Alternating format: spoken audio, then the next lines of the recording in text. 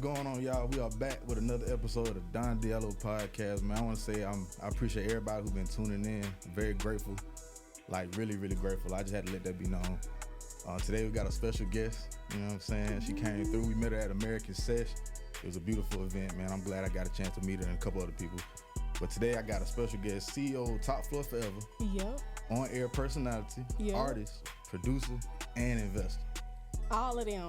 All the above. She wear a whole lot of hats, man. So with her latest single, East on Pluto remix featuring the letter M and Sadie Hendrix on her recently released album, Thoughts of an Aries. Yes. We got BeeLax.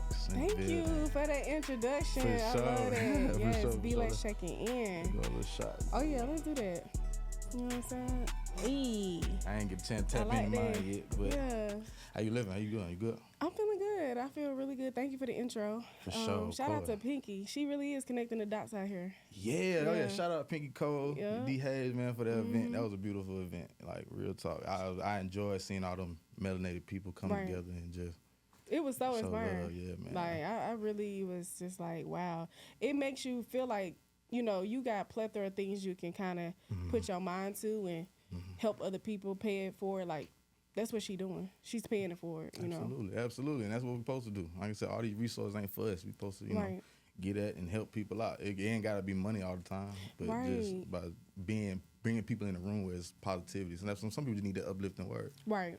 I know that's what I be needing, you know what I'm saying? So it's good. Well, I always say I don't like gatekeeping, so I'm going to share my information. I think that's what's been holding us back for so long is all the gatekeeping rules and making sure you don't want nobody doing better than you and all this other stuff. But it's like, it's too much to go around to be acting like that. Right. Yeah. It's crazy. I mean, I feel like if you a gatekeeper, you're going to end up losing your gate eventually because you need people to come through and say if you can't, you need people that's able to come and maintain this gate. 100%. What's the purpose of building a legacy and a foundation if you're not going to pass it and make sure it keeps going even when you're not here? Exactly. One person that is doing that really, really well is Tyler Perry.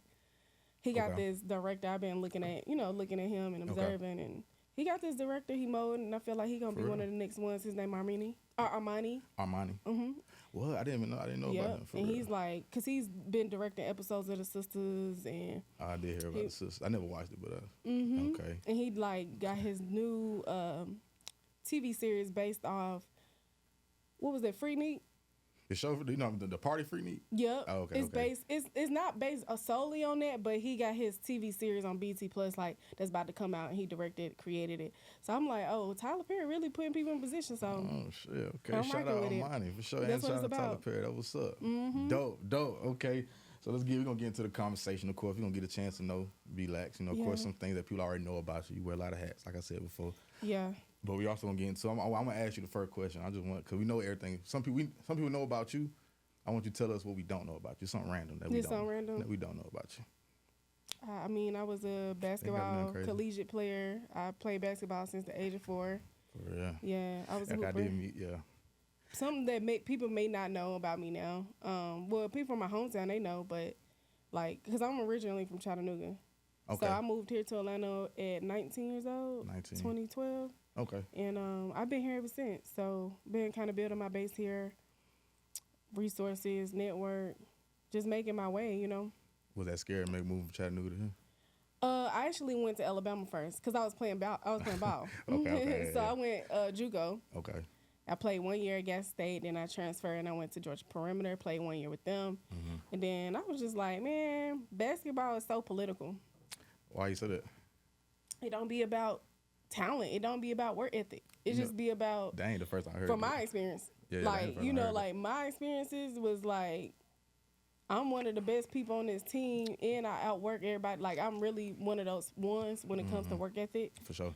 When I was playing basketball, and it just wasn't getting the recognition, the acknowledgement, or even given the platform and space to be able to thrive.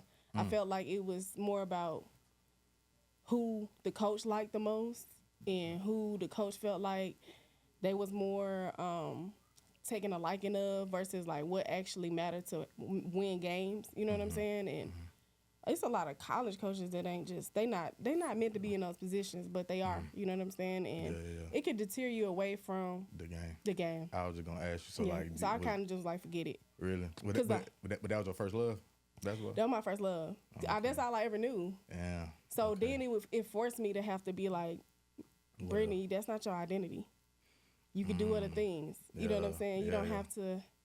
You don't gotta just be one track minded. Like you multi-talented. When you're multi-talented, you get in this mind frame of like, I could do anything. Now, granted, when you have that type of focus, you gotta prioritize and balance to where it's like, for these months right here, I'm gonna give my focus to investing. For these months right here, I'm gonna give my focus to DJing, producing, whatever I want to do. I give my focus to it and I really hone in on it. And then I'm still doing other things. But it is true, like it's tough to give everything your all. For sure. But you just gotta do what you gotta do. You gotta plant those seeds. That's pretty rare though too, for somebody to be able to like focus and lock in on one thing or prioritize one thing. Right. I know sometimes I deal with that myself, trying to balance different things out. You know what I'm saying? My life, business. You know, you want to be able to do different things. So I'm learning that. So what you saying that you're doing, for me, I'm being honest with myself. I still learn. I'm still learning on stuff like that. You feel me? So we gotta give ourselves grace. Yeah, for sure. It's okay. We don't have it all figured out. Nobody had a red carpet and was like, hey, this is what you need to be doing. A lot of the stuff is gonna be exploration, which means you're gonna have to explore and you're gonna have to figure it out. And that's okay too. And it's gonna be times where things may not go as planned. Things may not be as successful. Even for me, I'm learning that as well too. I don't have everything figured out. And you're not supposed to. Yeah, you're supposed to be a student of life. Like you always gonna be you always gonna be learning. You always gonna bump your head. It's inevitable, right? Right. So I just tell people like just give yourself grace, like to go through what you're going through, but just do better. Yeah. Learn from your mistakes. Yeah, y'all heard the first message of this episode. Beautiful message, by the way. Yeah. Absolutely. Okay. So you wear a lot of different hats. You know what I'm saying? One of those being DJing and producing. What got you started on that path? For me, it was being around in college, nothing but music producers. Really? All my friends, my guy friends, they was music producers. Really? And I would be in the rooms with them when they was cooking up, and it kind of like just geared me to want to be able to learn how to do music. And I knew like at the time I wasn't ready to be a music producer, but I was like, yo, when I watched the movie Juice, and I looked at Quincy, you know what I'm saying? I mean, Q, when he was doing the beat, the DJ battle and shit. And I was thinking as a youngin', like even then, I was like, damn, it'd be cool if a female could DJ. Even then. Yeah, so I had a nostalgic moment when I looked at how God was just surrounding me around music. And I was like, you know what? This may be the time for me to figure it out. Because like I told you, it was like right after basketball, I had gave that up. And I was like, I need to explore. I need to figure out what I'm good at outside of basketball. And it's like that found you though. And it found me. I just That's looked crazy. at what I like my environment. Like you just gotta work with what you have. Right. What you see. Work with what you have. Yeah. You know? That's crazy how God do that though. Cause same thing with me. When I started the herb shop, I was sick for real. I started the herb shop being sick. I was like 380. I wasn't in the right place, spiritually, mentally, none of that, physically. And I had met a homeboy of mine. Shout out Jay. He was into that stuff. I wasn't listening to him. He was telling me about it the whole time. I wasn't hearing him though. I was eating my 20-piece wing. I'm doing my thing. I'm just doing me. And then I got real sick, and then he ended up helping me. And then, like I said, that found me. I realized it worked. I did the research behind it. I said, oh, this is crazy. I said, the folks in the hood don't even know. Well, it's been in us, but we don't know. Right. So I said, I want to start this. Started and it went crazy. So it's crazy how God can speak to us through just what you're going through in your environment. You know what I'm saying? 100%. And the key word you said was research. Once you figured out this was something that caught your interest, you did your due diligence, you did the research, and you actually observed it.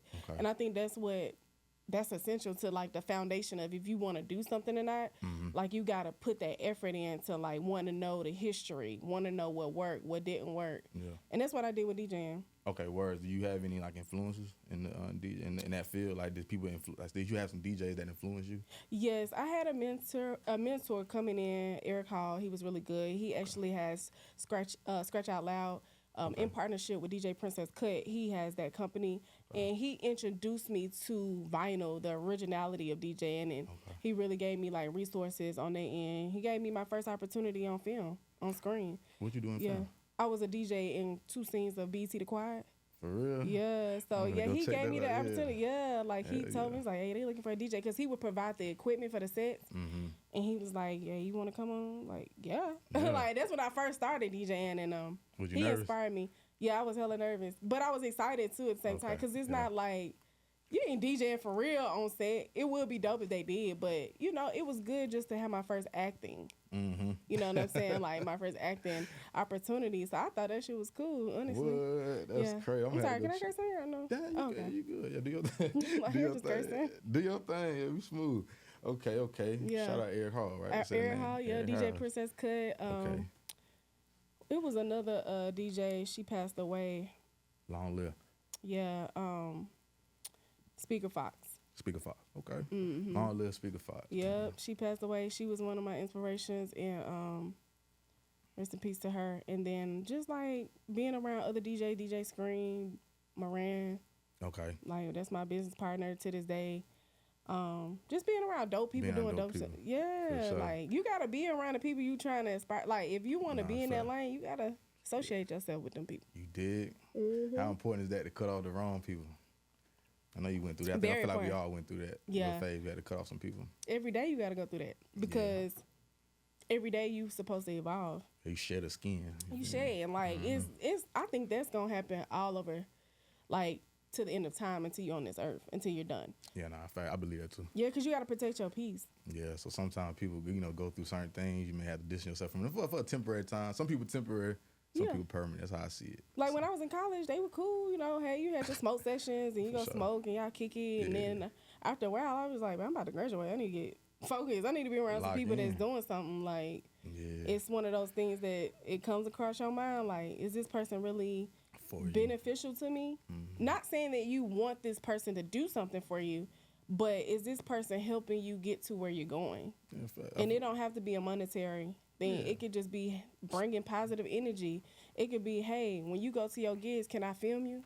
Yeah. You know, them type of people that was willing to just help you be you. Right. And then you do that for them. Genuinely. You feel me? Nah, facts. You know what I'm saying? Facts. You know, you had to do that too? You had to cut some folks off? Yeah, of course. Because like I said, I stopped smoking. You know what I'm saying? So and some people, like I said, it's always love. You feel me? I ain't got no. You can be around the smokers.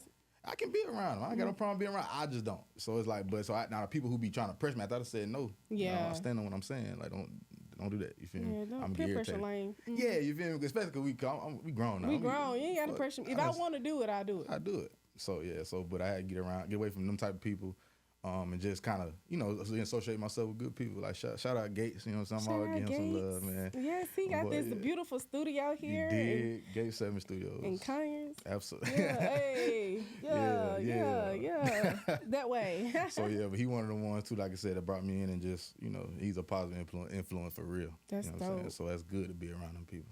100%. That's how you're going to be able to keep growing. Hell yeah, absolutely. So, like any great thing, there's a beginning. Yep. Right? Mm-hmm. Let's get into your beginning. You said this lady grew up in Chattanooga. Yeah. Okay, let's talk about young BeeLax. What's going on in Chattanooga? Tell us what's up. It's a small city. It's growing, but it's a small city, Okay. I just remember just being outside. We had the recreation, Washington. Shout out. Where I'm from is Washington Hills, off of Highway 58 in Chattanooga. Okay. So it's like Washington Hills, that's my neighborhood. That's where I'm from. Okay. And that's where I grew up at till I was 17, 18. For sure. Yeah. So like for me, it was just, going outside, walking, riding my bike. Mm-hmm. Like, kids don't even do that no more, bro. They don't even do that. Like we was actually able to go miles away from the house. Like ride the bike. Crazy. Go 2 miles to the recreation center, or it was like a mile away, and go to the recreation center. And that's where I did everything at. That's where I learned. That's where I learned, like, being around bad people versus good people. That's where I learned, like, man, I got to stay focused, and I need to do what I need to do. Mm-hmm. I learned a lot of life lessons going to that recreation center. I had a mentor. His name was Butch, and he was program director over the center, because he was, like, the guy that managed the property and everything. He was there. Mm-hmm. So him was like another father figure outside of my household. Okay. I grew up in a 2-parent home. Okay. I grew up in a 2-parent home, but when you step outside of your home, you need other figures to help mold you. Mm-hmm. So for him, he was just like that figure that could watch me do other things outside my household, and he would tell me, like, I remember when I was walking from the like I'm walking to the center and it's the back and then the center's in the front. Like so I'm walking, I gotta pass the back of the center and it was this alternative school right there next to the center. So that's where all the bad kids go. Sure. Yeah. So all the kids that were bad at the center would go behind the alternative school and they would go smoke weed, do stuff like that. Was you tempted by them? I was out there. Ah, okay. Yeah. I was out there, but he saw me out there and I didn't even smoke. You just around them though? I was around them doing bad stuff. And he thought that I did, and he was like, I'm disappointed in you. Because I was like the superstar basketball player growing up. Yeah. I played with all the boys. I always beating the boys. Like, I was that person. Like, I was one of them. Yeah, right? Yeah, for sure. And then it was just like, yo, like, I see better for you. What are you doing? And it was good because it made me, it's like I felt like I did a crime. Like, I literally felt like, damn, I did something really bad because this man was disappointed in me. Right. And it takes those type of people to do that for you to be like, all right, let me not make this decision. Because you can hear that experience in your mind. They play back that feeling. You like, I don't want to go through that because I want to be good. I don't want people to be like shaking my head at Brittney. Okay. You know what I'm saying? Like, man, she going down the wrong path. Because I grew up around that. I grew up around dope dealing. I grew up around all the bad stuff. Okay. So you you became like a goody two shoes after that, or you still had your you know you gonna make your mistakes. Yeah, okay. You know what I'm saying? So I'm still gonna be me because I'm still that girl. You know, I'm still that Southern girl. Like they call it the Southern Belle. Like I'm still that, but I'm still connected to middle class. But everybody know Black middle class is close. Your friends is from the projects. Your friends is from the hood. So it's really like you around that environment. My cousins was in the hood. You know what I'm saying? My friends was in the hood. I grew up in the house, but I would go to my friend's house. They wasn't living like how I was living. They didn't have a 2-parent home like I did. What was that like growing up in a 2-parent home? Was it nice for you, or you had your? It taught me that I think a lot of people's perceptions are wrong about 2-parent homes. A lot of people think you need it. Talk about it. A lot of people think that you need 2-parent homes. Like they think you need 2-parent homes to be successful, and you don't. And it's unfortunate that I get why people feel like that, but at the same time, it's more successful people that didn't have a 2-parent home that are.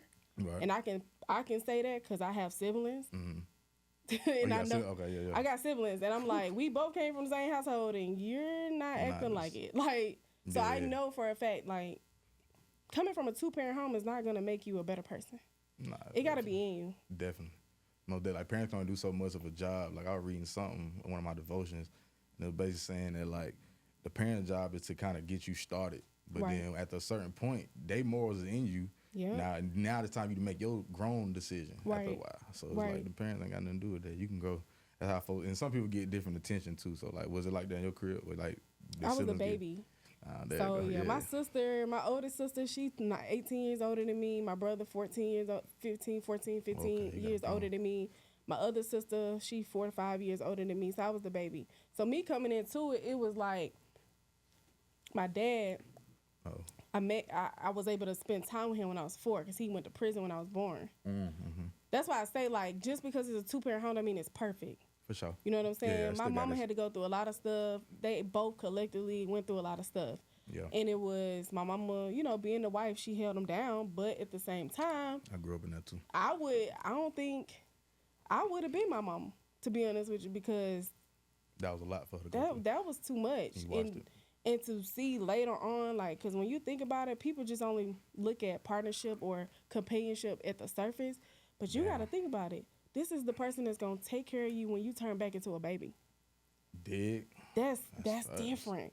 And if you don't got the right person, you're not going to live long. Yeah, they ain't going to have the shit to just, I'm saying that because that's how I describe it, but they don't got the shit to make it work with you. They don't got shit. They don't got no commitment. They not dedicated. They never was. And now that you not even more into the relationship, they definitely not going to be. You know what I'm saying? So to see my mother still take care of him after all this time, I just say, damn. It's crutching. They got a different strength. Hey, look, and it's crazy because it's like we almost grew up in the same creek. That's how mine is. My mother was she's strong one. Shout out Deuce. You know what I'm saying? I love shout you out to my death. dudes. I love you to death, mama. But so she held it down. You know what I'm saying? My dad, I love my dad too. I like I said, I don't have no beef with him. Cause as I grew up as a man, I understand it's hard for to be a man. You know what I'm saying? I understand. I get it. I give him that grace that you said earlier. Gotta give him that grace. I give my daddy grace too. Yeah, I'm glad you said that. Yeah, I give him that grace, but but he didn't. You know, he ain't. I feel like my mom was doing too much. You know what I'm saying? It got to the point where I was just like, well, Mom, go ahead and leave him. I wouldn't be upset, and he can't even be upset. Go ahead and separate. But they go through whatever your reasons are for staying is your reasons. I wasn't there. I'm the baby too, but I have a brother that was he was 38 and another brother that's 34. Wow. One of them autistic. When you was born? I'm born 99. You 99? Oh, yeah, okay. I'm 24. You almost close to that millennial, like. You did. 2000s. Yeah, right. I'm a 90s baby though. So You right down that cuss right now. I hang around the OGs. So that's what's up. Yeah, I ain't got that on me. Yeah. So So I almost lost my point now. No, you were saying you had to give your dad because you wanted you felt like how I felt. I'm like, why did you stay? Yeah, right. Yeah, why'd you stay in there? So you just got your own reasons, but it did create a stigma in me, and it pushed me. Like I said, how you say you don't want to be like your mom. Not all love to your mom, but you want to be a little different. Just a little different. It's a little different. I want her strength. Yeah, absolutely. But I don't want to put up with the strength in the right spot. Yeah, like I need to be around somebody we make mistakes, but you gonna correct them. You're not gonna keep doing the same stuff you did in your 20s, 30s, in your 50s, 60s, 70s. Right. So that was because what people don't understand is behavior is accepted. So if you continue to you sticking by somebody and they're not correcting the behavior, they're gonna be that person years down the line. They're not gonna change because you said it was okay. I got you, baby. It's good. Like so in their mind, they like shit. I just be cool. I just know better how to do it. I just know how to be sneaky. I know I'm better at what I'm doing. So with my father, he was a drug dealer. He didn't start out that way. Yeah. But he turned into a bad crowd, started selling drugs, ended up becoming on drugs due to selling the drugs. Yeah, right. So, you know what I'm saying? So then now it's like, now your wife, you leave your kids on your wife. You got 4 kids and you go to prison at 40-something years old, almost 50, because you decided you didn't want to better yourself.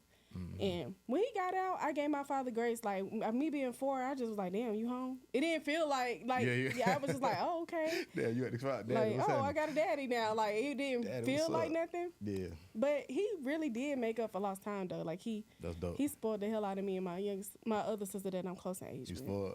Spoiled as hell. Like he definitely made it. Like I said, he was there at all my games. Okay. He cooked me breakfast every morning before school. Like he never. Okay.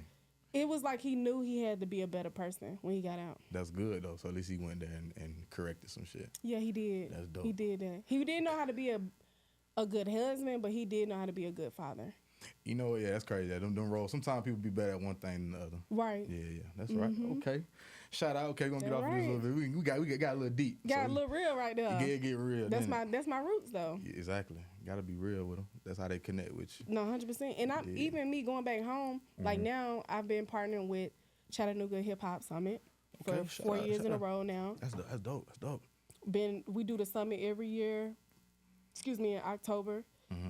And I come back. I do initiatives. I gave back this last time. I went to the Creative Discovery Museum and I showed the kids how to DJ. Oh, you gave them like the whole like step by step. Like I just was pretty much I DJ'd for them, and then like you said, I gave them step by step of what the controller does and how to operate it. It was just a blessing to give back to the kids. That's hard. How they feel? Was you like? Are you a crier? When you emotional, are you a crier? It depends on. Yeah, I am, but not all the time. Yeah, like it gotta be something. But something like that, it didn't make me cry. It just made me like so happy. For sure. Like I actually did it. Yeah. I came back home and I gave back. That was so. And them kids were so inspired, right? Yeah, that's overwhelming. You was like, damn, I'm one of them ones for real. You was like, thank God, you gotta just, Because I didn't see nobody like me. To do what I'm doing now, there was nobody like me. I saw nothing but athletes. So for me to do what I'm doing now and go back home, it's still more I want to do. That's just one spectrum of it. For sure. You know what I'm saying? Yeah. But I came back. I moderated a panel with Kim Osorio. She's a producer on BET. Okay. VH1. She's doing Impact New York right now. She's a producer of those shows.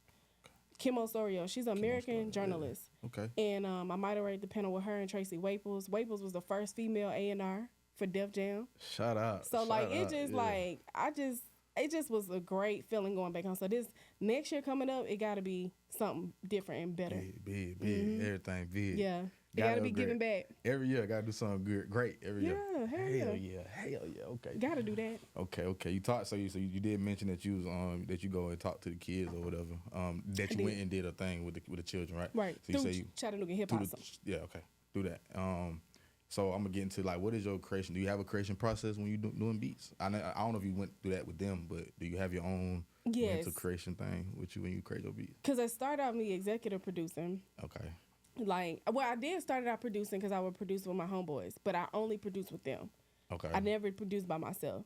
Okay. Now I done developed where I produce by myself. Okay. But I also have a duo. Me and my brother Miranda Man, we like a duo, producer, music group duo. Well, I did see him. Mm-hmm. Okay, yeah. So I do when I'm putting my records together, when I'm making my music, I always include him because our chemistry is really good, and he has more music knowledge than me. Mm-hmm. So it's good to bring somebody like him to collaborate with. Mm-hmm. But like even for my gift, I know that bringing artists together and making records, like I know how to bring certain artists together and also bring songwriters in and make the beat, put it together, like set up the studio session and make it happen. No, fact. And just work. Like that is something that I've just learned how to do over time. That's an art though. It's the art. To be able to do that and pair voices with your beat, make sure everything is smooth. Everything. So I might even give ideas. Like it just depends on the artist and the circumstance. Okay. But that's like my thing. That's my niche. It's like putting it together. That's my favorite part. Okay. Because me and my bro, we set up our own studio sessions. All the artists got to do is just pull up. Pull up and do the work. That's it. That's hard. Like, that's all you got to do. We don't ask for nothing. We even bring, like you said, champagne, wine, whatever the artists want, we bring it, make it comfortable. Mm-hmm. But that's all we want to be in position where we're in control. Right. You know what I'm saying? So it's not like we're waiting. We're not chasing placements. Mm-hmm. Mm-hmm. All of this has been organic and me working on my own, setting this up myself. Like, it hasn't been nobody working on my behalf. Like, just with your likeness or nothing like that. Nothing. That's crazy. Shout out to you for that. Man. I know, just like in the platforms.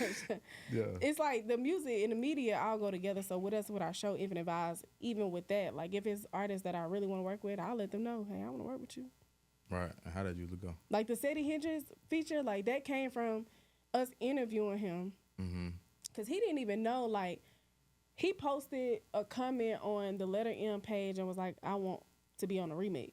But he didn't even know that was my song.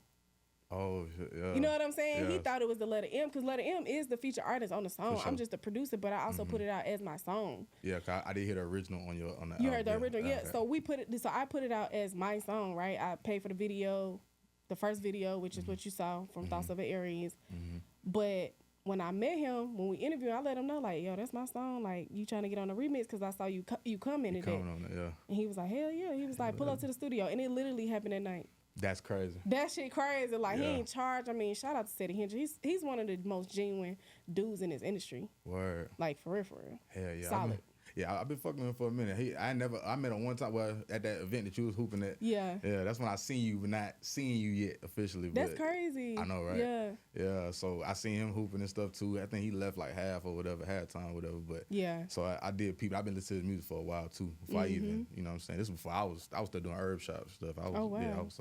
Yeah, I was He's dope. super talented. That's what's up. Yeah, he is definitely. Yeah. He got what type of herbs you into? All holistic. So like when I got sick, it was basically me trying to find alternative medicine. I didn't have health insurance. My mom didn't have enough for me. She had some for my brother. He's autistic. Right. But I was kind of like, well, you good. You know, you young. You know, stay good. But I actually got sick and I needed some help. And so like, you talking about actual herbs, I take burdock root daily. Burdock root, sea moss. I know you heard everybody talk about sea moss. How you know how to get the real? Because, you know, everybody got sea moss now. Yeah. You right. You absolutely right. So I had my person, but when it was still low-key, like not even popping like that. And dude only harvest a certain amount.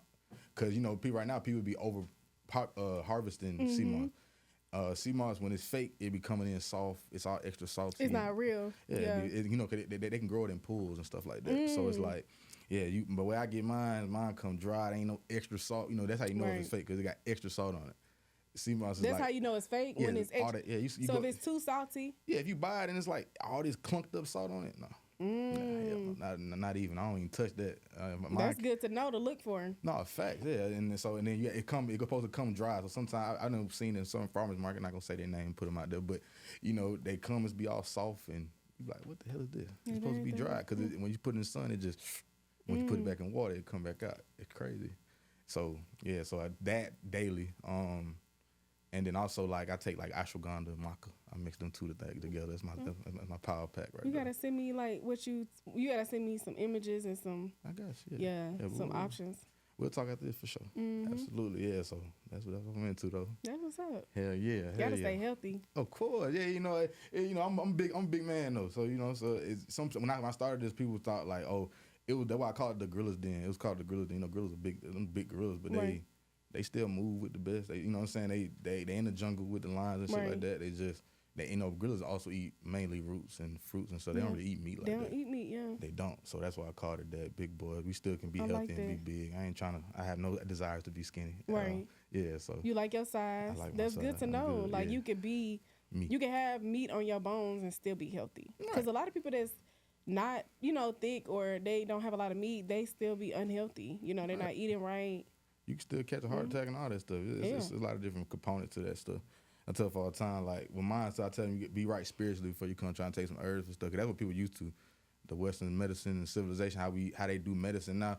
I take a pill, this gonna happen fast. That's not how that work though. God didn't make us stuff be fast. And God don't even work like that. So why would He send stuff that works the same way? Right. That don't make sense. So when I tell folks take the herb, make sure you're ready to make these changes. Change how you eat, or just change how you intake in your environment. Sometimes we be absorbing bullshit, so you're gonna output bullshit. Right. And like you said, it's not microwavable. It's a process. Yeah. A lot of people do expect when you're doing like a remedy, it ain't worked yet. I've been taking this 2 days, but it's like, nah, this is a lifestyle. Right. This your first day drinking water for a full day. You ain't even really drinking water just a whole day. You know what I'm saying? You gotta give your body time to, because our body naturally heals itself too. So that's like the herbs is just a little supplement, but our body naturally heals itself. If I cut myself right now, next week my shit be scabbed up, ready to heal on my skin. You know what I'm saying? Because you good, you healthy. I'm straight, yeah. So that's all I drink is, for some people I be kind of like shocked that they don't drink water. Like that's all I drink. I don't even drink no sodas, no juice, no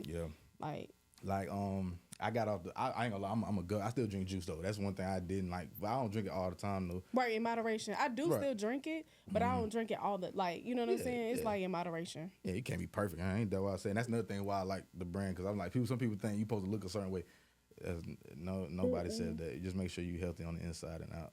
I don't care how many celeries that you chop up and juice up. If you fucked up inside, you're fucked up. You're gonna be like mentally. You got to be there too. The spiritual connects to the physical. The spiritual can change the physical. Physical can never change the spiritual. So that's right. Yeah, absolutely. But enough about me. Back on you.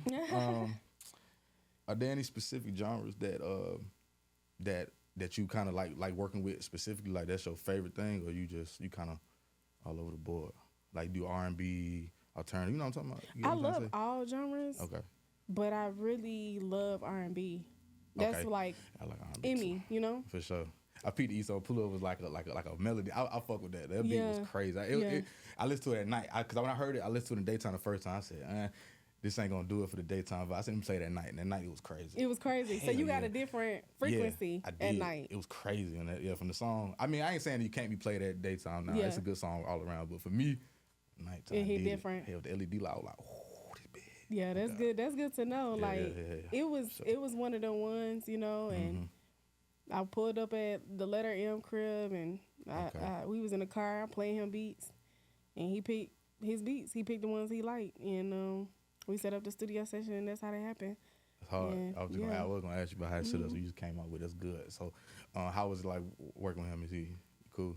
He one of a kind. One of a kind. Yeah, you know it's crazy. I've been seeing him a lot too, bro. Cause my boy Junie, shout out, go Junie. I just seen him just cause Junie be around a lot of people, so seeing him. He a producer too, right? No, go Junie's an artist. Artist. Oh, okay. Yeah, absolutely. My boy go crazy. He was at the game too. I saw him. Yeah, that's what's up. I didn't know that. Yeah, so he do be around. You know. He do. Yeah, so I was like, all right. So that's all right. I was just seeing people, and I'm like, okay. I didn't know about him that much, and that's on me because I don't really be like deep into like the media and all that stuff. When I see people, I see them organically. It's had to be organic. Right. I said, oh shit, okay. I heard a freestyle he did. He did the was it the 8 a.m. freestyle with Drake. He did a freestyle of his own. That was crazy. I was like, oh, okay, that's when I started fucking with him. Yeah, I started fucking with him then. So yeah, because he different. Like I like him because I work with a lot of artists and. A lot of artists don't have the work ethic. A lot of artists don't move at a fast pace. They talented, but they just don't have that. It's only a few. Like this one artist, Jaya, she's special. Never heard of Jaya. She worked like a rapper, like on get in, like she get in and get up, and she got good things to talk about. It's not the same stuff, and it's not like repetitive. It's like her vocabulary is more extensive, you know. Right.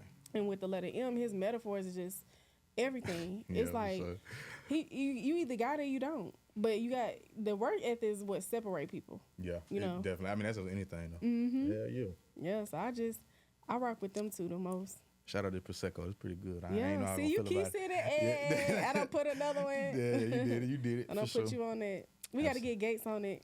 We gotta see if he like it. Yeah, my boy, we gonna get him right. We gotta see if he like that. So like, did DJing lead you to on-air personality, or was it like the vice versa? My bad. Yeah, DJing was like the domino effect to everything. Okay, to be honest with you, it's like DJ got me into more producing. Okay. And then also with me partnering with Moran, like he discovered me at a party when I was DJing.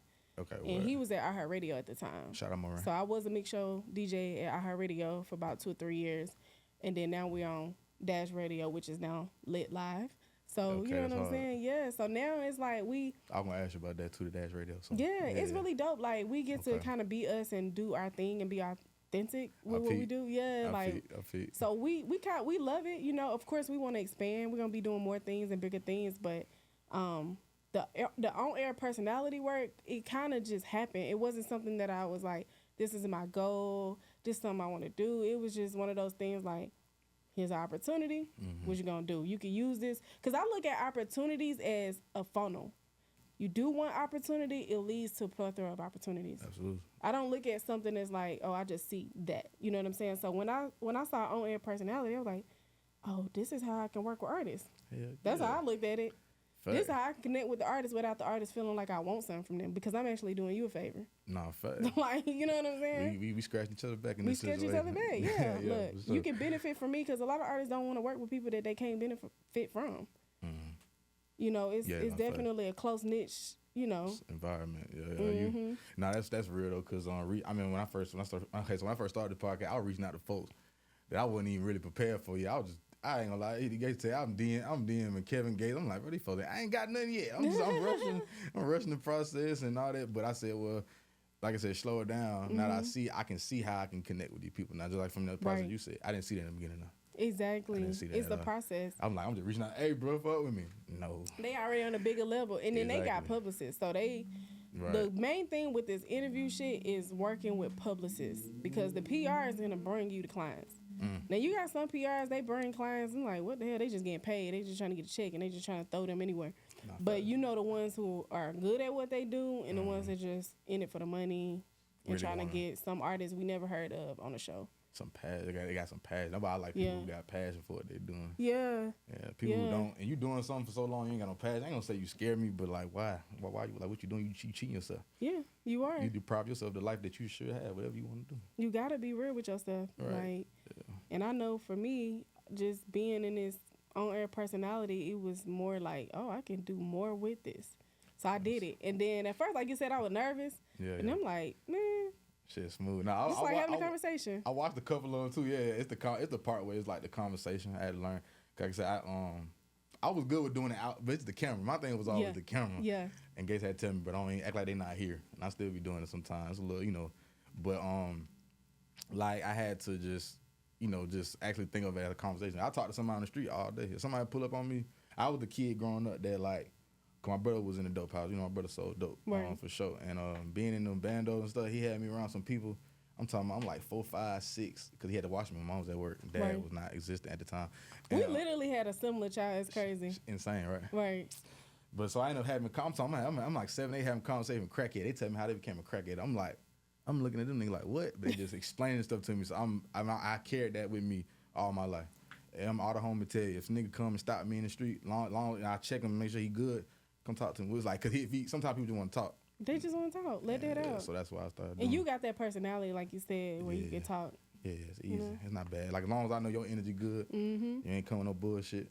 So this is good for you. Yeah, it is. I like it. I fuck with it heavy. But again, so you have an album called Thoughts of an Aries. Yes, I do. You're Aries. That's my first project, like full length, put together. You know what I'm saying? Word. Thought out. Like, congratulations to you on that. Yes, it's a good thank project. You. Yeah. Are those your hands forming? Yeah, I did. I had that idea. You know what I'm saying? Like, because when you think about an Aries, I don't know if y'all have encountered an Aries before. I have.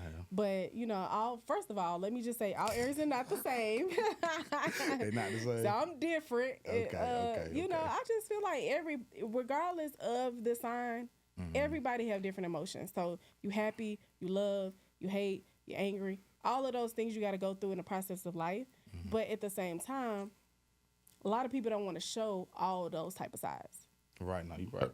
Ooh, excuse me. Damn. Gotta get that good one out. Good at the Prosecco. I should have warned you about that. You gonna do the burp about 50 times, for like real? Yeah, cause that bubbly, you know what I'm saying? Like, yeah, keep it in there. That's crazy. That's crazy. Insane. But yeah, people burp, so fuck off if y'all judging me. But it's okay. We give you grace. You did grace. Yes. But yeah, back to what you were saying though. But yeah, Thoughts of Aries was just something that I wanted to produce alongside Moran. Like I said, I bring him in on it, and it was with artists that I believe in: Lily Rain, Prince of LA. He based out of LA, you know, Los Angeles, and the letter M, Diallo, 3X Bravo. Like all them artists, they still got room to grow, and you know, they really developing and they doing what they supposed to be doing. And I really believe in them, and we put some records together, and I was proud of it. Yeah, I liked it. It was a dope project. It was dope project. Thank you. What was I gotta ask you then. What was your favorite one? My favorite one, like I said, I like East on Poodle, the original. I like both of them. Like I said, that was because it was such a vibey song. You feel me? I was introduced to it first, so it may seem cliche, but it was. You know what I'm saying? That's me going through. I did go through the whole playlist, the whole album. But I did like East on Poodle. That was just my vibe. That was definitely a vibe. That's my favorite one. It is. And then I also got Dre Nello, the record Acting Funny with him is like a more turn up club vibe. My bad. One more time. And I did like Your Talk with God. I did like that intro. That intro was cool. Yeah. I fuck with that because it was so raw. I wasn't expecting it though when I heard it. I was expecting like a song or a beat or something, but to hear your raw voice just talking. And that's how I pray. And that's crazy. It was organic. That's what I wanted. I wanted people, and people took well to that. Like, you know, when I posted it, a lot of people showed love because I got a visual to it. And people show love, and I was just like, damn, just being natural and being organic can get you so much further. Like, my conversations with God, just thanking him, being grateful. It's more in gratitude than anything. I'm not asking for nothing. More, if I do ask for stuff, it's just protecting me and my family. Right. God keep us covered. Right. You know what I'm saying? I'm not saying, I want 100 million. I want this. You know, like, because God going to give me what I need to get all of the things that I want externally. You know what I'm saying? For sure. Because that shit intangible, the shit with God. That's excuse me, that's intangible. No, for sure. Yeah. No, it's most definitely like, and it's crazy because like I said, I talked to the guy like he the pops for real, OG. For real. I'm like, hey, look, man, I'm going through this today. Yeah. I need you to get these thoughts out of my head. I'm feeling this way today. I don't want to feel like this today. Talk to him like, what's up? Tell me what's up. Like, that's how I give it to him. Right. And it's it's best like that. Like to hear that prayer. Some people may need that because I ain't gonna lie. I come like some of the homies. They be like, I don't really know how to pray. We ride with you, bit, bro. Yeah. I be like, you don't know how to pray, nigga? What you mean? He like, bro, I don't know how to do it. I'm like, bro, just do it how you can. That's it. It's in my opinion, there's no specific way. I be driving and I'm praying with my eyes open. Yeah. Like if you want to do that, if you want to just take that moment to dedicate to God and ask him, hey, thank you. You know, I'm gonna ask you, just keep me covered, keep me protected. These devils working on me. God, give me the strength. You know what I'm saying? Because it's a lot dealing with humans in general, male or female. Motherfuckers it's crazy. Too much sometimes. Like, oh, okay. But just that, I want to include that because that's who I am as a person. But since I'm an Aries, I just thought it was cool. It was good to add that in there into my life. What's a characteristic about Aries? I'm a Leo, by the way. I don't know what my that mother's means. a Leo. So, for real? Yeah. Okay, yeah. So I like what characteristics of an Aries that you think you embody? I'm not saying you just like it or you in that boat. Right. I'm not trying to put you in a box, but what if you could name a characteristic that they have public? I don't know. That people think Aries. Do you have something like that? It would be my impulsiveness. Really? Okay. Explain that. So like, I'm a person that I'm a doer, not a talker, right? Facts. So naturally, as somebody that does more than they talk, you just do it. Without even a thought, without nothing. So that's me being impulsive. Sometimes I have to balance that out because I need to think some stuff through. You know, I think it's very important to think it through sometimes. Like, make a decision real fast. We know you got it, Britt. We know you do it, Britt. But sometimes you need to think the plan out. You need to figure out what exactly how you want to go about it. And that's important too. Okay. And then sometimes you might just need to do it. Yeah. For example, would be if I want to connect with somebody, sometimes I just need to step out on faith and just do it, right? Mm-hmm. But if I'm talking about doing a business venture, I need to be not impulsive with that. I need to plan that out. Fact. I need to go through the necessary steps. I need to be strategic, and I need to do what I need to do to make it happen. Fact. You make the wrong decision trying to be too fast. I mean, because I have, like, because, you know, I invested, even with CBD, like, I learned a lot with that. Like, having a brick and mortar and realizing, like, I want to own the building. I don't want to rent. Right. Because I'm an owner. You cut off the overhead. You know what I'm saying? Like, I want to be secure when I have a business. I don't want to be thinking like, because people don't understand with business, you're up, you're down, you're up, you're down. That's all corporations, all business. Mm-hmm. The thing about that is they got money in reserves is what I learned. Yeah, nice. To float the business when they down. And they own that shit. So they cut off their overhead a lot. They own the buildings that they're in. They're not paying out for rent. Like, they owning it, and they just need to do the product, the supply, demand, have a product, and sell it. Like, just actually handle the business inside of That's it. The business operation, that's all they need to do. So I learned that's where I'm headed. Like, I'm not a person that, I don't want to go brick and mortar and pay a corporation some money to have a small little box.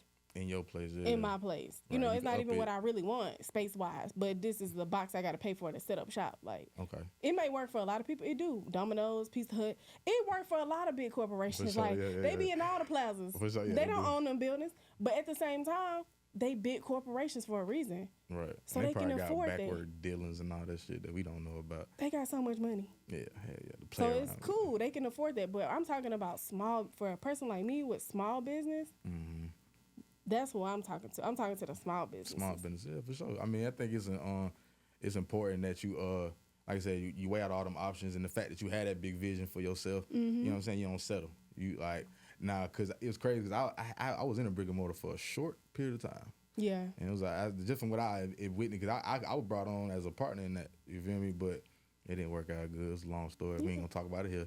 But what I witnessed, I said, okay, well, this part may not be what I want to do. Right. You learn what worked for you, and you learn what didn't, right? No, that's fact. Yeah. And doing it with the right, I would say, when you go into business with people,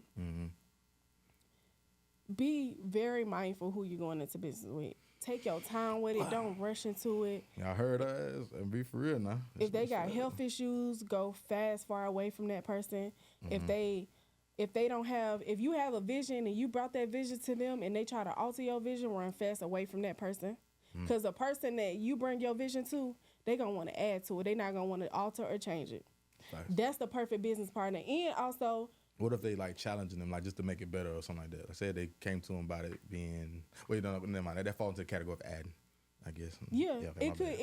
Adding is different. Okay. Because we want to make sure when we're in a partnership, you have some qualities and attributes into it, right? For sure. But at the same time, if I came to you, I'm initiating. So I'm actually a person that's going to lead from that perspective, right? I'm leading in that perspective. But at the same time, when we become a partnership, then we just need to add on, you got to believe in me and I got to believe in you. It can't be scared. Scare money don't make no money. No, fair. You know, it can't be, I want to do it this way. I want to do it that way. So that's my lesson learning with doing business with people who don't share the same vision as you is like, just, if you got to do it by yourself, it's okay. You got a story behind that? If you tell yours, I'll tell mine. What, like just bad, like just picking a bad business partner? Yeah, it can be fast. Ain't got to be nothing long. Yeah, even with I wouldn't say they a bad person, but business-wise, we just didn't click. You know, even in the cannabis industry, like, I should have never done business with that person. Okay. You know what I'm saying? Like, they 25, 30 years older than me. They felt like they was my mother, telling me what I need to do. They don't know how to delegate. In business, delegation is key. Yeah. I got to delegate, hey, you do whatever your strengths are. If you did marketing, if you did customer service, I'm trusting you to do that without me coming over you like, hey, did you do that? That's not a business partner. A business partner is trusting your person to do what they're supposed to do, and y'all come together and share what, hey, this is what I've done this week, this is what I did, but you allowed that person to share it. It wasn't like you micromanage. It's not like a corporation, you know what I'm saying? For sure. Where you get micromanaged. Like, that's different. If I want to get micromanaged, I'm going to work a 9 to 5. You did. You know what I'm saying? Ain't lying. So that's what I'm saying. Like, for me, I learned, like, what type of business partner I want. I learned exactly how I need to go about, even for my faults, is when you go open up a business, you need to have 50K to 100K in reserves first. That will get you covered for the first 3 years. So that way, if your business, which almost all businesses never go green until the first or second year, when you start hitting it to, okay, now I'm profiting, because you spend so much on the startup of it, right? And then you got to spend so much into the operation of it. Sure. So when you start profiting, it's like, okay, I'm good. I got money because I've been having money to keep me afloat this whole time. Sure. Yeah. You know what I'm saying? Hell yeah, absolutely. Y'all hear this shit now. All right. Hey. She giving y'all pressure. That's what I'm like. If you got a big overhead, you need to have money in reserves before you even think about opening up anything. No, that's fair. I think I did that. Well, I started my course just from just trying to do my own myself. Well, I think every approach is different. Yeah. But I would have did good if I had something put up. Yeah. You know what I'm saying? Because I started my business young. I did really good actually. Right. But then, young ego too, and some other things come in place, and you start thinking you rich as hell, and you not. The management, right? The part management of it. So yeah, but it would have helped if I had money put up and actually like left it somewhere. Right. Just not, for sure. That's what it's for. Yeah. Because you need your money for your taxes. Like, it's a reason why it's a 1% or 2% of wealthy, because they have a different mindset than the rest of the people. A lot of people like to follow. And for you to get over to that 1%, you have to lead and you have to fail a lot.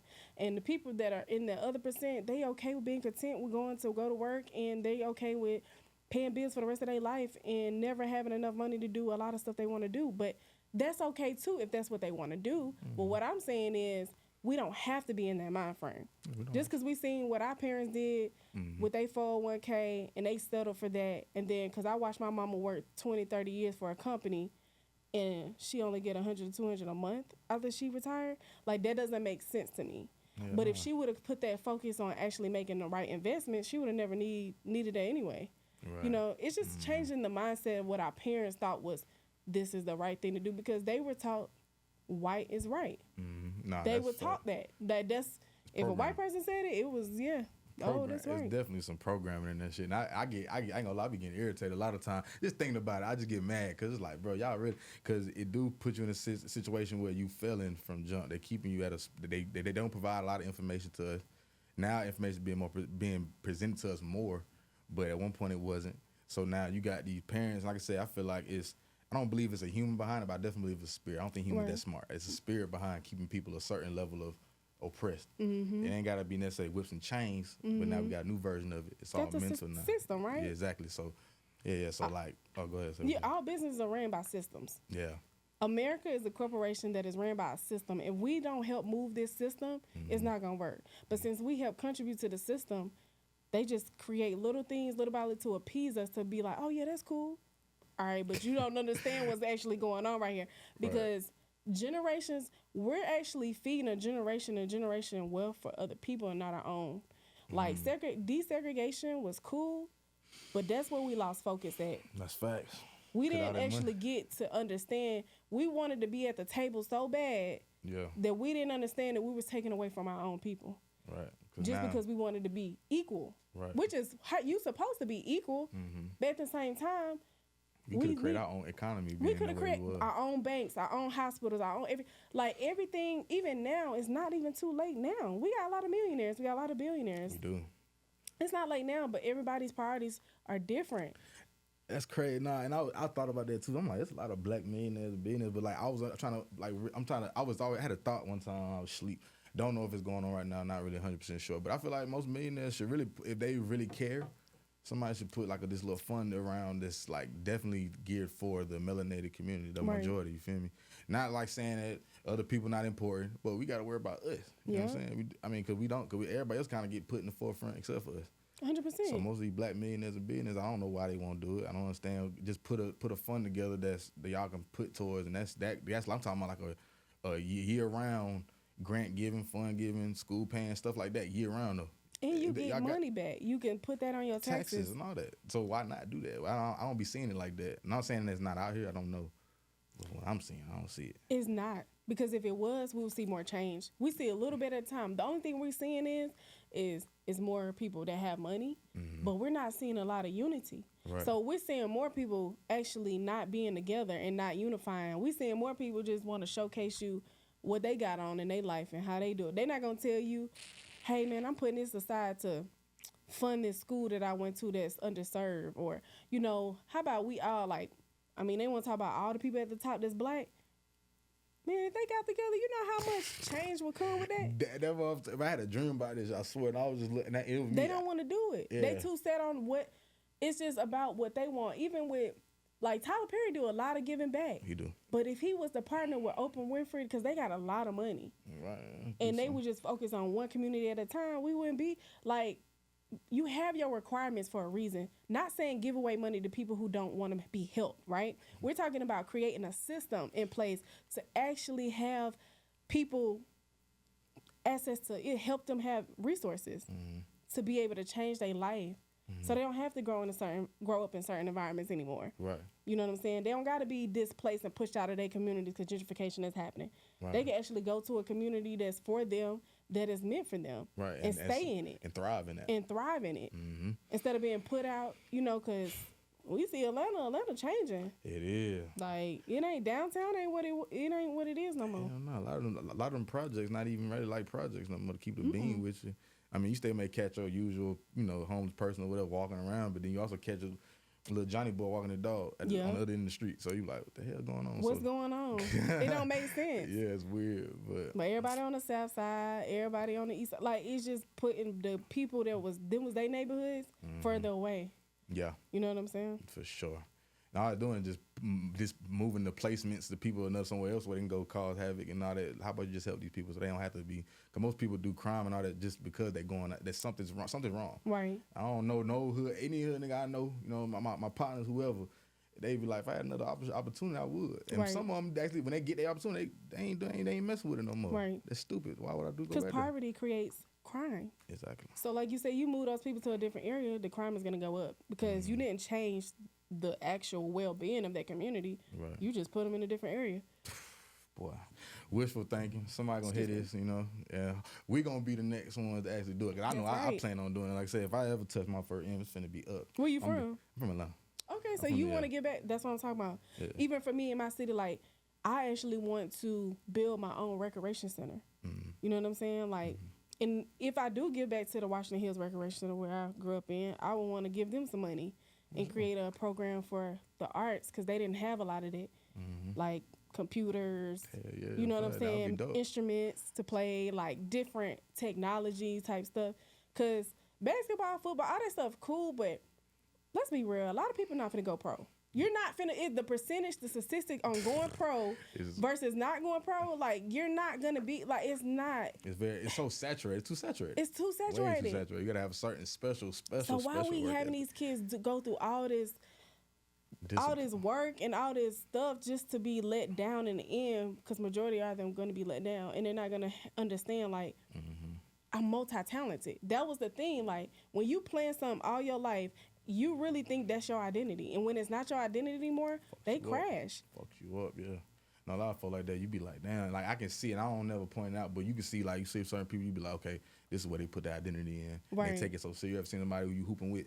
And I be hooping. I ain't gonna say what, but I be hooping, you know what I'm saying? And I gotta pull up. Where you be hooping at? Yeah, we talk to you. Okay. Yeah, so, but, man, you be seeing them folks, and you be like, some folks be ready to crack. You be like, fight, be like, bro, fuck, you don't get paid for this game. Relax. I don't never argue with nobody. But then you start paying attention. The more I be like, you know, I'm a diffuser in most situations. I don't never try to be aggressive. I don't do all that. But when I see it, I pay attention to them, and then I'll be like, oh, bro, you used to have these type of dreams. And now it makes sense every time. And that never fails. And that's why they take it so personal. So serious. You be like, damn. And I be like, I see it. I understand now. Then you get it. Yeah, now I understand. So, damn, we done went deep twice.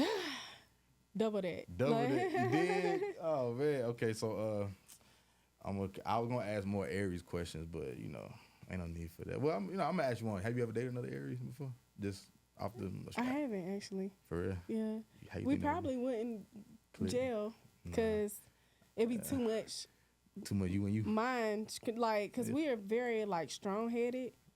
Yeah. But maybe you never know. Mike could just be like, if it's challenging right spot, it could. I dated another Leo before. That was crazy. I did one of my longest relationships. It was? Yeah. Did you like it? Yeah, but when we were bad, we were bad. Yeah. We were good. When we were bad, we fucked up, though. So, one of them types. So it was one of the. But y'all not together no more?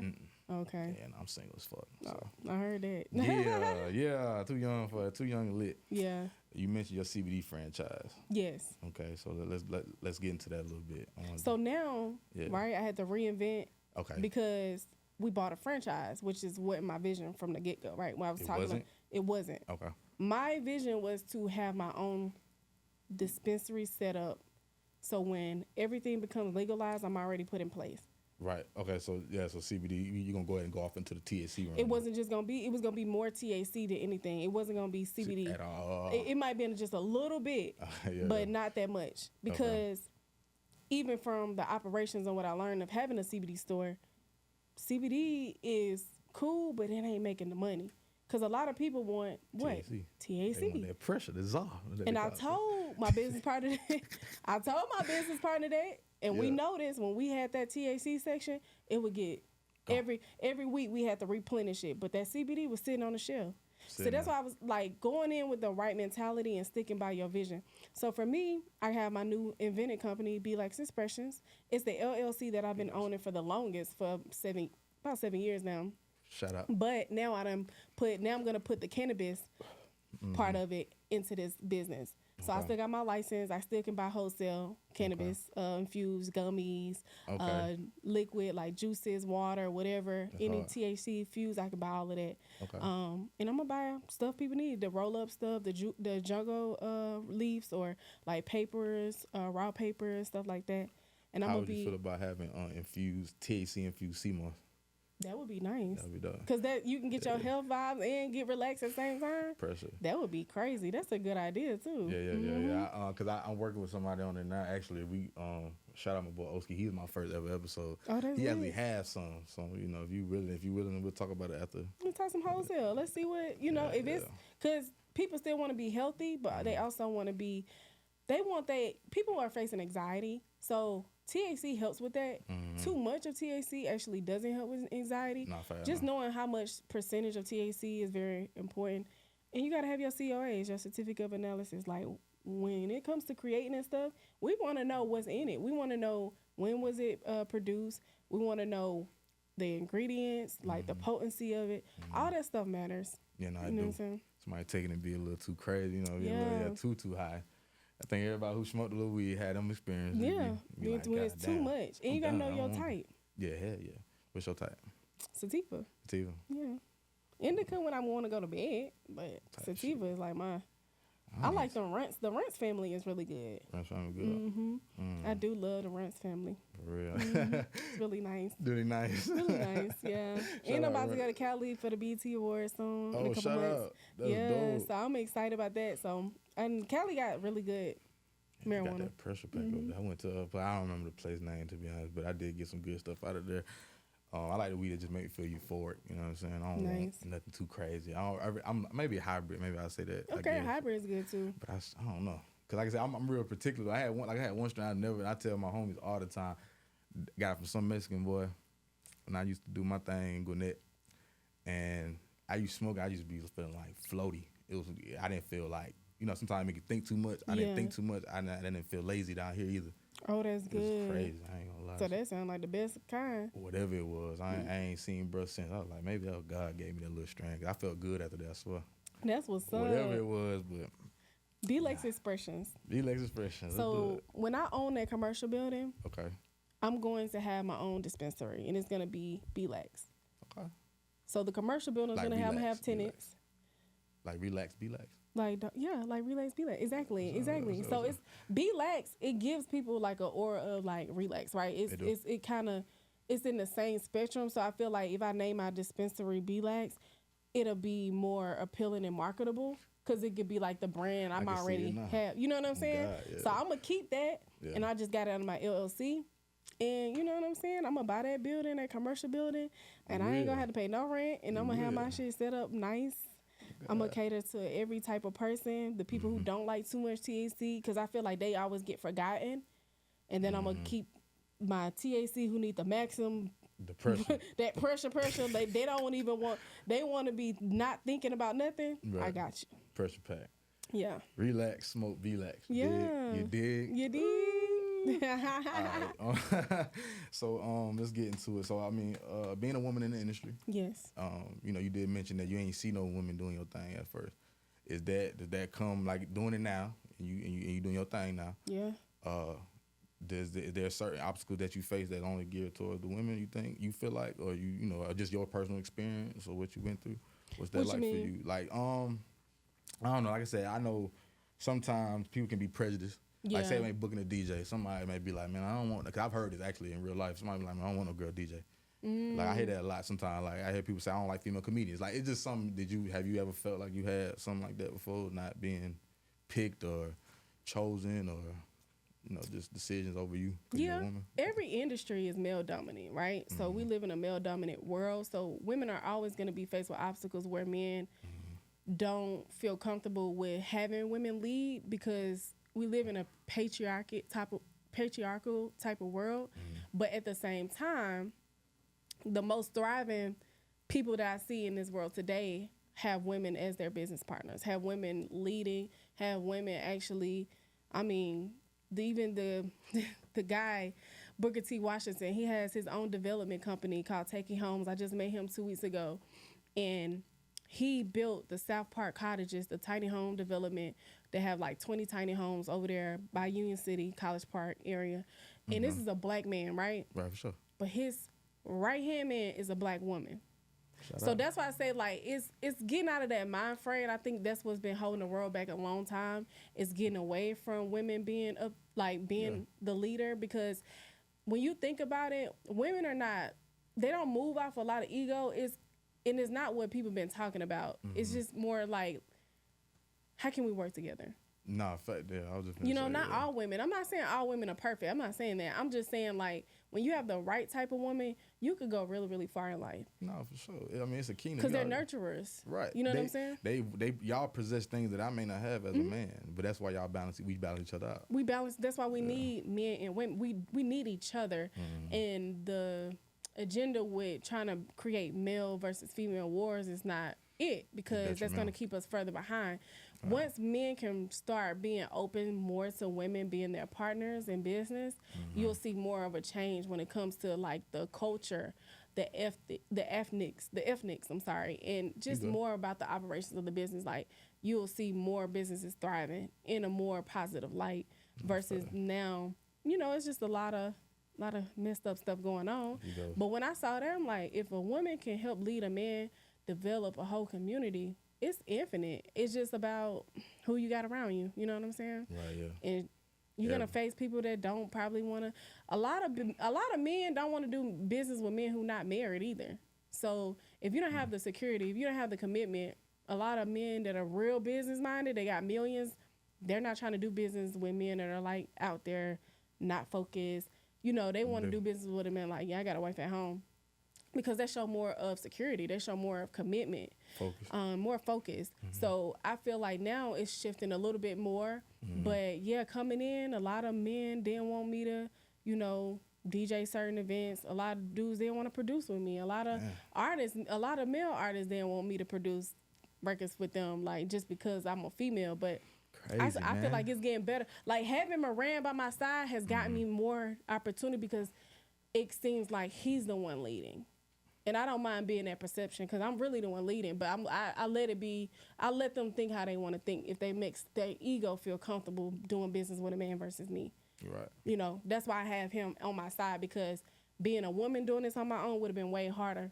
Because I'm in the male dominant industry. Yeah, balance it out. So that's how you overcome that though. You just kind of, you know, make sure you gotta have your male counterparts that are positive. Gotta have your male counterparts that are for you, supporting you, that's willing to do the work with you. Yeah. That's how you overcome that. I agree with that. That's a beautiful thing though. I think that works for all around. So that's the message there, you know. Any industry. Right. Man, women, y'all need to come together, stop all the beef. The man versus woman battle is retarded. It's getting redundant at a point, you know. It's dumb. Because we don't have anything traditional. You can't expect traditional women when you're not traditional men. You can't expect a traditional man when you're not a traditional woman. So let's get out of these, what a man should, what a woman should. Y'all just need to do more about being a better person. Right. When you're a better person within, you're going to attract the right people. Y'all hear this shit now. Like, it's as simple as that. It's not about, it's just simple. Mindsets attract other mindsets. Like, you got to have the right mindset within. Like, and I come from a household where my daddy paid all the bills. So, but my mentality isn't a man should pay all the bills. A man should provide security. A man should protect you, but also a man should do what you guys agree on. It shouldn't be just one way all the time. Nah, for sure. Yeah. I think it works like that's how you build a kingdom. Every king is queen, and I don't know no kingdom that had a king that didn't have like a equally not powerful, but equally powerful queen. You know what I'm saying? 100%. But he may not listen to nobody else, but he gonna listen to his queen and see how she feel about it. So. And he gonna get further because of that. Yeah. Cause you gotta have someone outside of you. Yeah. We don't know everything, so we can't act like we can't listen to nobody. That's not gonna get you nowhere. Hell nah. I'm glad I got out of that mind. I was like that too. I was just like, man, I'll run it. But nah, I'm now at a point where I'll be like, well, if she come and I'm gonna take heed to what she's saying. Right. And I'm gonna go do my own thing and see, if it's making sense. If it is, then yeah. Yeah. Tell me some more. What else you got to tell me? Exactly. Yeah. And she might want to help. You might want to help her. Yeah. You know what I'm saying? Absolutely. So, how you stay motivated in this? How you keep, how you keep your thing going? Just, you're doing a lot. Yeah. Right. So how you keep yourself motivated? This for the people who could be watching and, want to be the next BeeLax. Yes. The ladies out here, even guy. You feel me? How you keep yourself motivated? I think one thing that keeps me motivated is giving myself grace to know that it's okay to take steps. Okay. Everything's not going to happen all at one time. Because we get unmotivated when we like, oh, we didn't achieve this yet. We haven't done this yet. Oh, this person doing this. You're comparing yourself. You can get unmotivated by those things. But what keeps me motivated is actually knowing, like, Britt, you on your own timing. Long as you're doing at least 1 or 2 things a day that's going towards what you want to do, you're going to be good. And it's been proven time after time that you can get shit done. Right. So you really got to have those self-talks and, in the mirror, like, it's okay. Because the devil going to try to get in. The devil going to try to persuade you that you're not doing enough. The devil going to tell you that you actually is doing not enough and you're not doing the right thing. And that's a distraction. So you got to stay focused. You got to stay grounded in God, because God is inside you. So whatever that God is that's directing you to something that's the light, that's positive, that's what you need to listen to. Don't listen to the negativity inside you. Okay. And that'll keep you motivated, because my family, even when my family going through stuff, that keeps me motivated. If I want to be able to help them, be in a position like, I got to get to a point. Like you said, I come in and make some shit shake for them. Make some shit happen for them. You did? Yeah, because I'm cool. Even with me investing like in real estate, and I'm still not where I want to be able to help my family like that. Like, I can get up one day and be like, I want to buy them a house. Okay. Like, I'm not there yet, but that doesn't mean that I'm not making strides to where I'm at. You know what I'm saying? I'm still progressing, but at the same time, you got to give yourself grace to know that this shit is a marathon. Like, you gonna get that, B. You gonna get to a point where you could drop a bag on your daddy, your mama, and it's okay. It's okay. It's it good. Ain't gonna be. It's never your timing though. It's never my timing. You on big dog timing. Right. He gonna make it shake. You gotta just keep going. That faith word. Us here at GateSevenStudios have been practicing that word, faith. Yeah, no cap. Me and Gates been really trying to practice on that word for real. And you gotta stay faithful. That's real shit. Absolutely. That's beautiful. That's what keeps me going. Whew. So what's next for you? What you got going? Some upcoming things you got? Talk to us about what you got going. Well, I started a company. I got companies, but I got Top Floor Forever. Okay. LLC. Okay. I got BeeLax Expressions. That's my cannabinoids sector. Sure. Then I got the next company, which is one of its own kind, never been done before. It's woman-led, but we do have a male counterpart. Sure. It's called Renaissance Equity Partners. And what this company is and what it does is pretty much it's an acquisition firm. Okay. So it acquires businesses. It acquires real estate. And they help create asset management. When you're acquiring things and you buying things outright, you have to manage those assets. So if we buy real estate, we build in multi-family developments, we have to manage that. That's an asset. So this company is going to be investing into real estate, building developments, communities. We're going to be focusing on investing in technology, electric. So we're gonna be investing in a plethora of things, very diverse portfolio, and I'm excited because it's me and another young lady, Shantae Dennis, and one of my good friends, Justin Crawford. We're starting this together. We're all Black owned, like it's Black led and Black owned, and I'm excited because it's gonna be one of its own kind. Because I spent a lot of time studying millionaires and billionaires. Like I said, when I say I want to own the building, I wanted to know what these people do.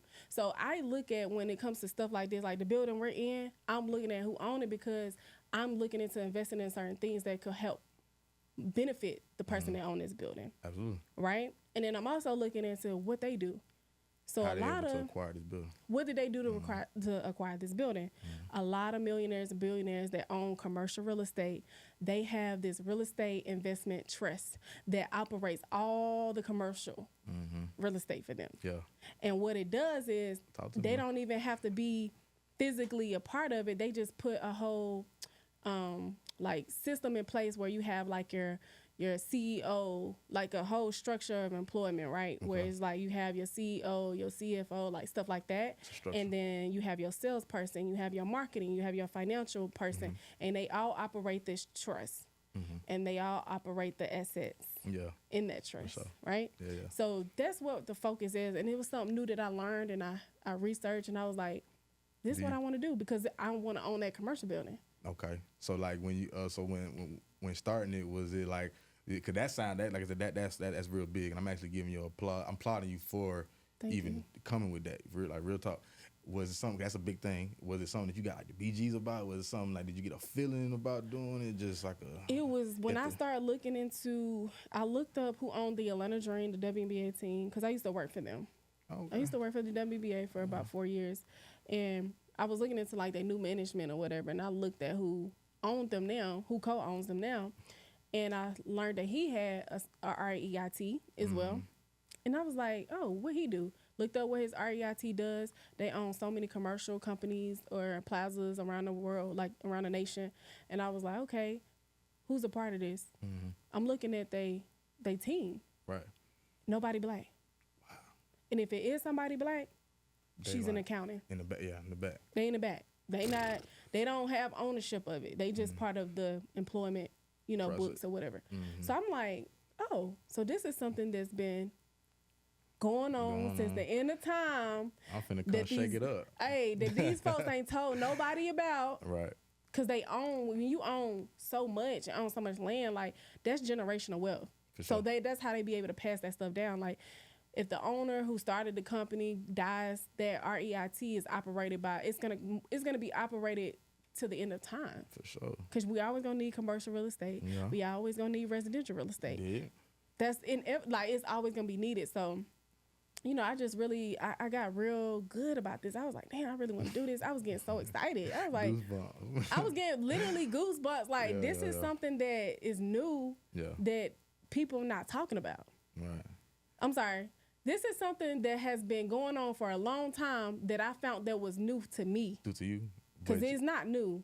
But it's just like, this been going on for 50, 60, 70 years. And we ain't been running that. And Black people don't own shit. We don't even know nothing about that. Black people don't own nothing of this.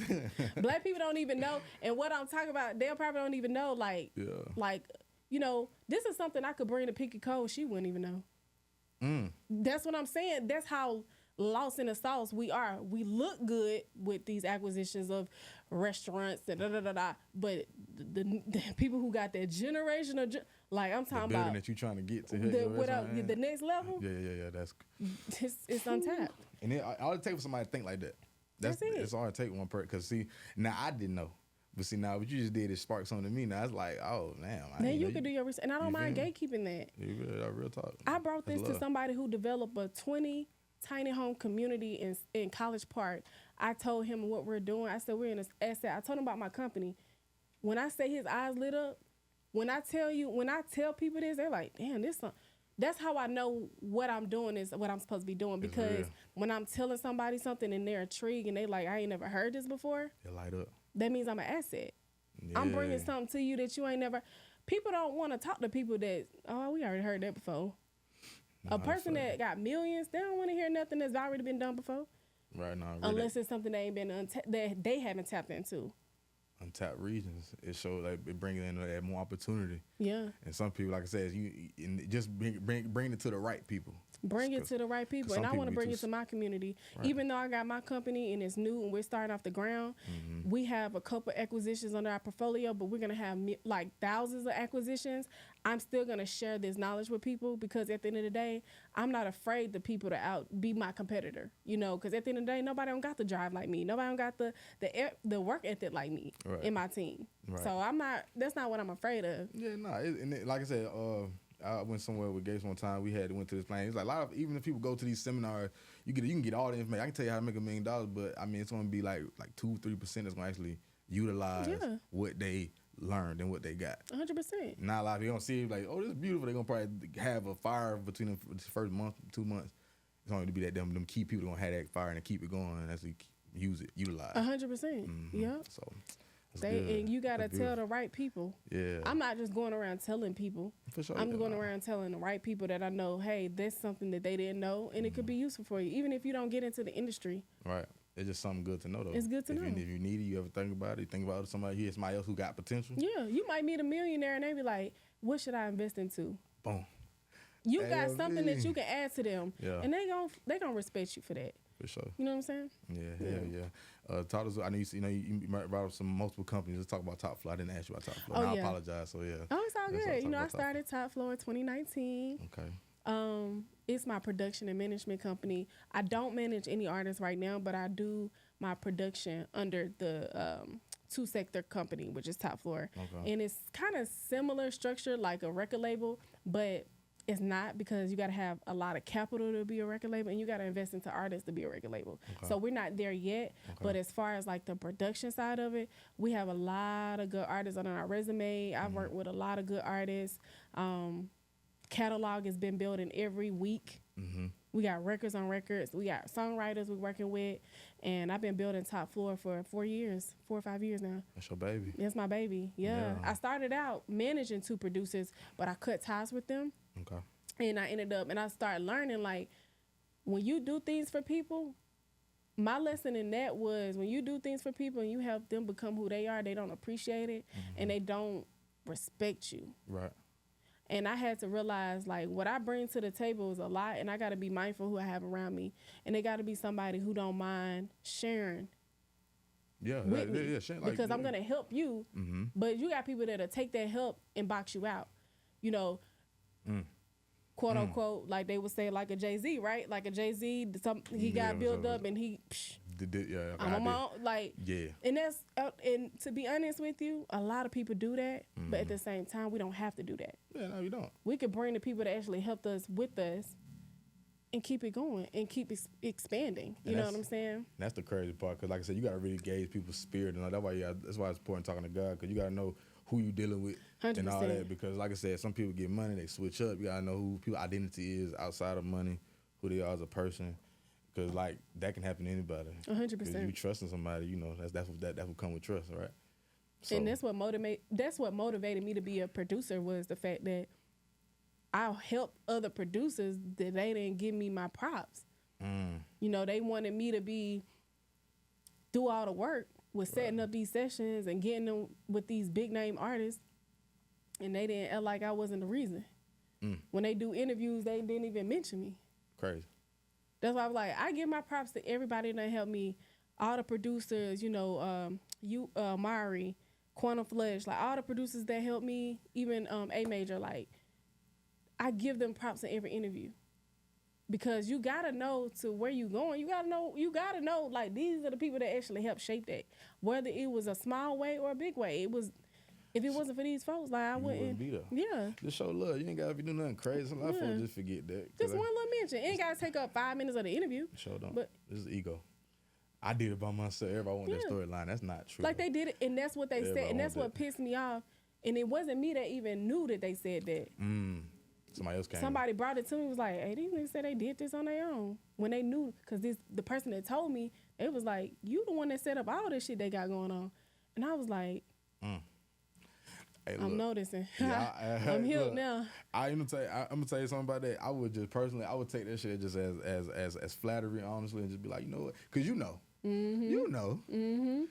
I ain't gotta say nothing. Like I said, it's kind of like one of them things, like it's like a spirit wild. Like people gonna know that, and they'll do everything they can. If they are like that type of person, they gonna try to avoid you. Right. But you know it. So it's like when I look at you, I'm looking in your eyes and I see you. You know. It's all good. So I know I didn't have to go on interviews and say no. This is actually my first time actually speaking on it. But okay. Yeah, that's good. It's been 4 years since this accident, or the incident. So I just want people to know, like, Prosecco hitting you, yeah, it'd be the burp.